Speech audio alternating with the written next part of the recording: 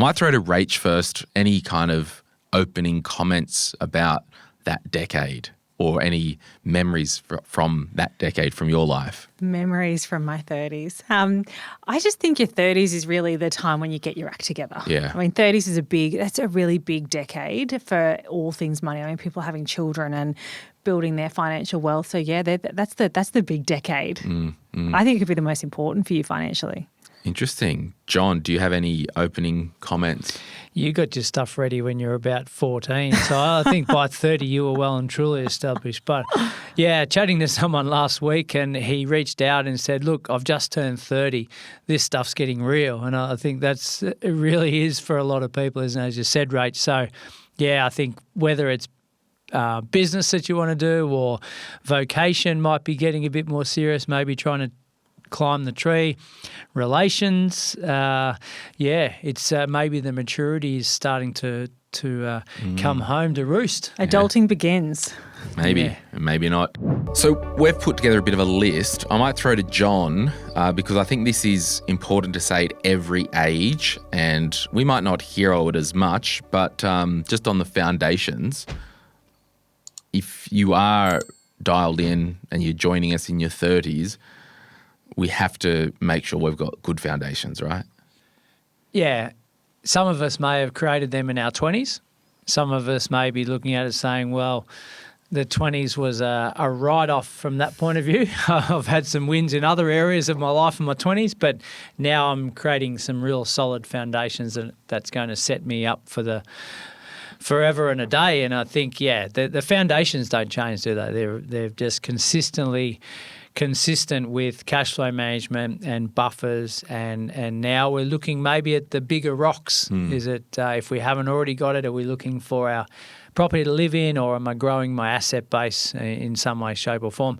And undoubtedly your income grows, doesn't it? Like for those, and we spoke about it in the 20s episode, for those that are studying, like they're waking up at 25 still with maybe not much in the bank account because they've been studying for that portion. So they're only, well, I don't want to say playing catch up, but from a bank balance point of view, they may indeed be playing catch up. Now they're earning a little bit more.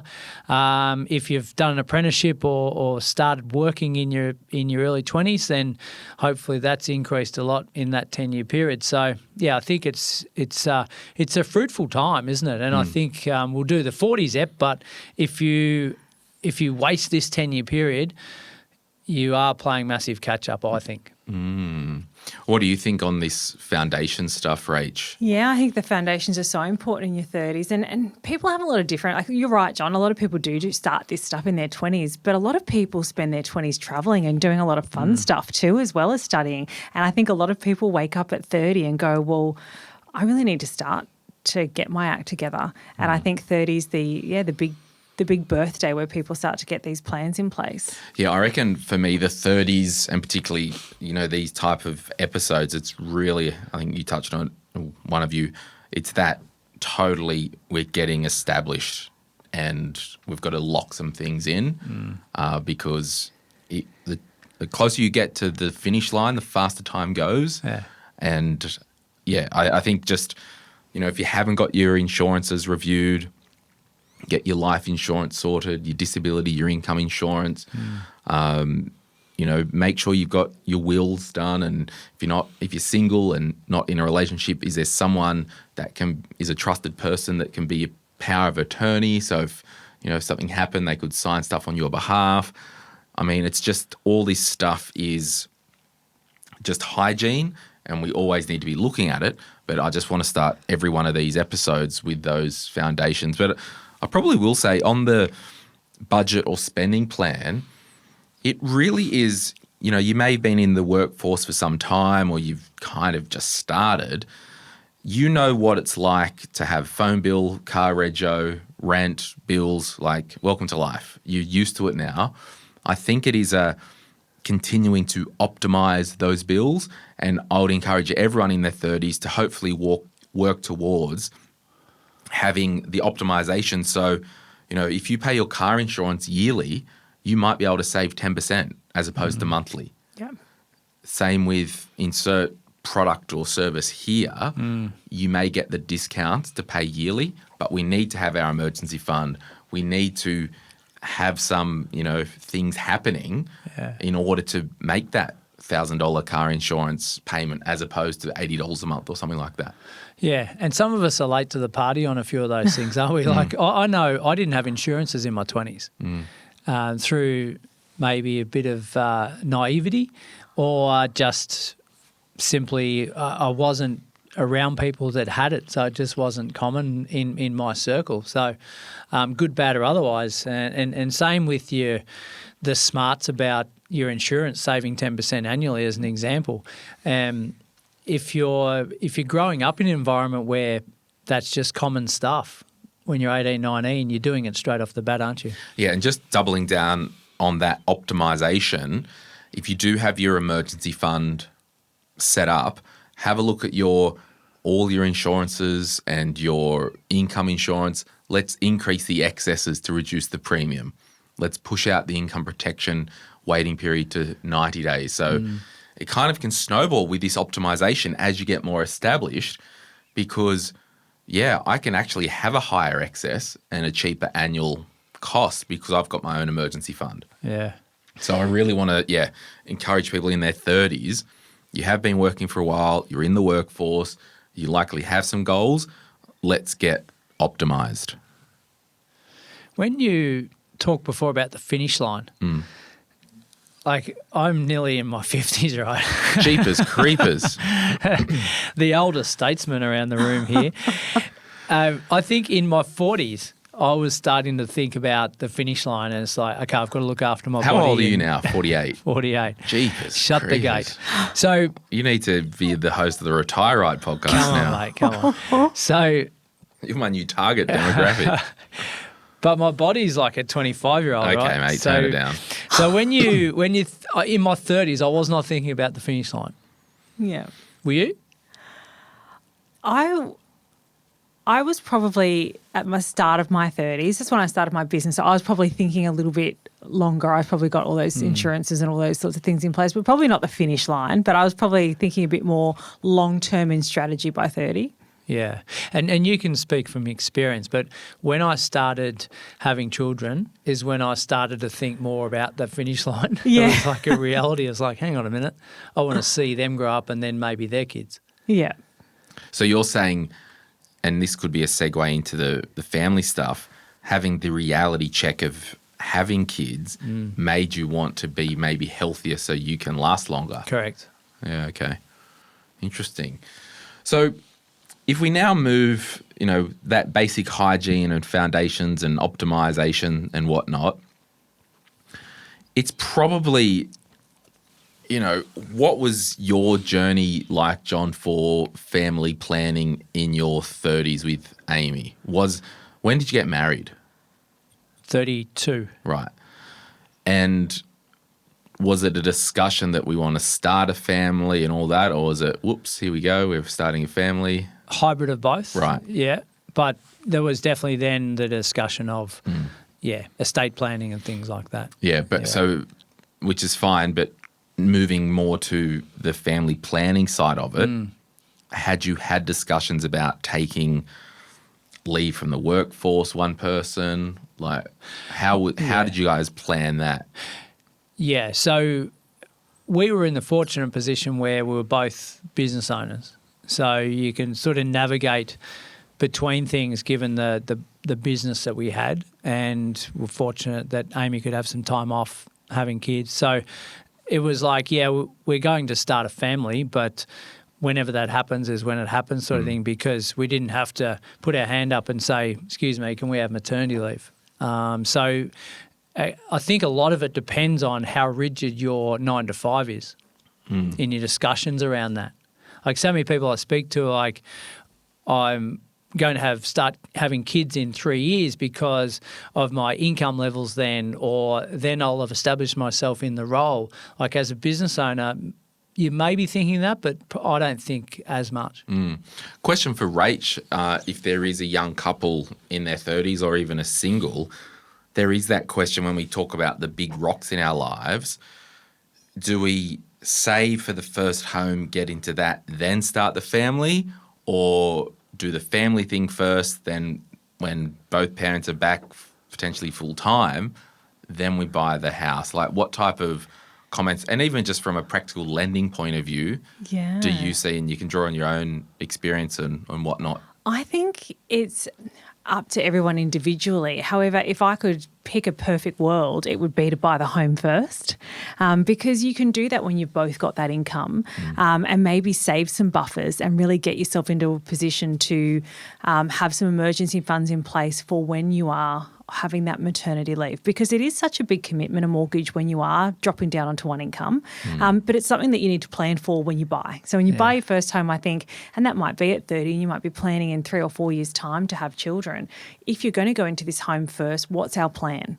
And actually put some buffers in place to cover that, because we do get that paid maternity leave and all those other bits and pieces. But I still think having those buffers in place is important. So I think sometimes if you're renting at that time, it can get harder to get into the market down the track. I always go early if I could choose. And I guess it's location dependent, right? Yeah. And, what do you want to do? But I think for those in their 30s, and we'll just call it mid to early 30s, you might be, you might not have a family yet. You might want one. You might have half a family and you want to continue to make kids. I think you have to really, and I'll just talk financially speaking, you have to live in reality. And that might mean, well, we're not buying a brand new Prado now because we're going to start a family, and that's going to cost a butt ton of money, and we're going to prioritise these big fundamental things. Property first, family, let's get that happening. Then we'll start to, once all that recovers and settles, then we can worry about whether we want the brand new Prado or something like that. Yeah, I just wonder how many people put real in-depth thought into this, because you mentioned the car, you mentioned the house, you mentioned one income and 12 weeks of maternity leave, something like that. You can talk yourself out of doing any of it through fear of, is it going to be okay? Others will just go and do it and not worry about it and wake up and make it happen. But a lot comes back to your risk profile, doesn't it, and your mindset around it all. Yeah. So on that, there's probably a part two, and I don't know if we need to camp there all day long, but that question around school fees and that type of planning. Yeah. For me, I think it really depends on your values and beliefs around schooling, and not so much the importance of it. We know it's important, but at what level? Is it private school? Is it independent? Is it just mainstream public? And also then the quality of schooling around you and what's available to you at the time, and friend groups and what who they're associated with, both as parents but also the children. Because I know for us, our kids are in the Catholic system, not purely because we're staunch Catholics, but because we chose them as the school of based on them, their personality, their friendship groups, and other schools around. What about you? I've noticed that some people are choosing between location and schooling. So it might be, and I was talking to somebody recently that was looking at a location that actually the purchase price was going to be significantly more than somewhere else. And when they were doing their budget, they said, well, we wouldn't have to pay for private school fees if we chose this location. And that was actually going to save them $100,000 a year. Jeez. Yeah. So they chose the location knowing that the school, the public school in that location meant they saved that money in school fees. Yeah, and they're bursting at the seams, those public schools, aren't they? Because everyone's trying to get in there and rent. And Now, if you are in your 30s and you're not planning on having kids, or you're still single, what do we do? Do we just double down and let's get some type of plan in place? And I think it's kind of hard. For me, in my own life, yes, I was a financial advisor, and with financial advice, you're like, okay, what's the goals? And you just work backwards, right? And kind of implement the goals and kind of takes care of itself. But I honestly think you want to just really have your direction very clear. Like me as a single person, or we as a couple without kids, we know that we want this life and we're going to head in this direction. We just do it. We're heading north and we might get to the river crossing. There might be a bridge. There might be a tunnel. We might be swimming. We don't know, but we've set our financial life up in this direction. Yeah. And if things come up, we can kind of pivot. So it's that whole purpose, if you will. And you may not be having kids. That's right. And that's so great for your financial plan. Yeah. Amazing. Yeah. Amazing. There's $1 million a kid sort of factored in there. But that's an interesting one that right there, Glenn, is partner or no partner, what path am I going on? Like at the end of the day, who's the most important person to you? It's you. You got to keep yourself healthy, mentally stable, food on the table, all these things. Whoever comes in and out of your life in the next 10 years, it'll be what it'll be sort of thing. But like, because I think people are maybe finding partners later in life, having kids maybe later in life. So early 30s might actually be, I'm still single here. I've got plans for that. If it comes along, great. If it doesn't, I'm buying a house, I'm putting money into shares, I'm building super, I've got my own shit sorted so that if someone else comes along, they're almost a bonus for me. Yeah, just plug it in to the vibe. I think Yeah. that's the general consensus. Yeah, I have a really good friend that I was giving some advice to when she was buying her first home. And it was in her 30s and she wanted to wait to find her partner. And I said, why don't we just plan those things like it wasn't going to happen? Well, she's in her 40s now and that partner still hasn't come. Right. But do you know what has happened? Property's doubled in value. Yeah, so she got her own shit sorted. Yeah, and you know, she might meet a partner later on in her 40s, but I mean, you wouldn't stop your own goals waiting for that perfect person to come along. The sugar daddy. But I think, you know, if we move along to this next point I've got, and it does really tie in nicely with that having some type of direction that you want to head with your life. And as an example, it could be, I literally want to do a 4-day work week and do knitting on Fridays or insert hobby or cause or something here. You're 100% allowed to build your life and your income around what you want to do.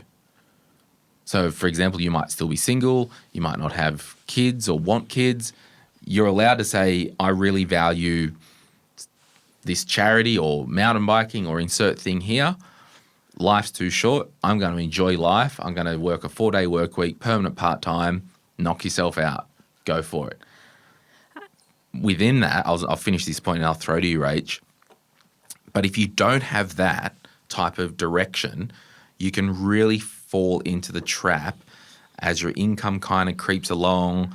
You let expenses kind of balloon unnecessarily and you're just a victim of lifestyle inflation.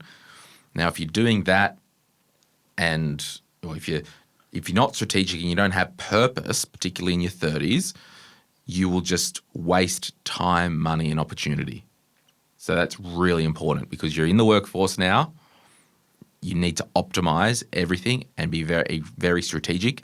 And even more so, if you are single, you don't get the scale with living with someone and the food bills, the rent bills and all that stuff. So it is more expensive being single because you don't get that scale. What were you going to add, Rach? Oh, that lifestyle creep is a big one. As your income starts going up, you really, people say it's not what you earn, it's what you do with it. And I think as people start making a bigger income, which is generally at 30, that's where those habits are so important of where you put your money. Do you start spending more or do you start allocating that to different places?